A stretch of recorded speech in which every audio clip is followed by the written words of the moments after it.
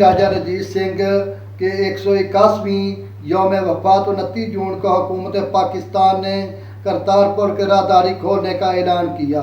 مہاراجہ رنجیت سنگھ 13 نومبر 1780 میں گجرانوالہ میں پیدا ہوئے اور ساری زندگی حکومت برطانیہ کے خلاف سرگرم رہے اور پنجاب سکھ ریاست کے بانی اور شیر پنجاب کے لقب سے مشہور ہوئے۔ 29 جون 1839 کو لاہور میں وفات پائی۔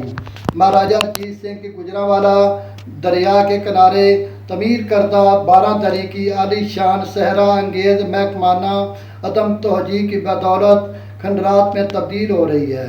انہوں نے 1822 میں دریاب کے کنارے شہر رسول نگر سے 2 کلومیٹر مشرق کی جانب اپنے دور کی خوبصورت ترین تاریخی 12 دری تعمیر کروائی، جو 25 ایکڑ پر مشتمل تھی، جس میں ہر قسم کے پھل کے باغات اور 64 کنال کی 4 دیواری کروائی، اور اس کے علاوہ دریائے چناب میں شہزادیوں اور اہل خانہ کے اشنان کے لیے زیر زمین سرنگ تعمیر کروائی، جس کے ذریعے اس تاریخی حوض میں اہل خانہ نہانے کے لیے اترتے تھے۔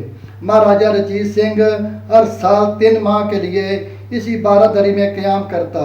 مہاراجہ رنجیت سنگھ نے اپنی زندگی کا آخری معرکہ 1800 برطانوی فوج کے خلاف اسی علاقے میں لڑا۔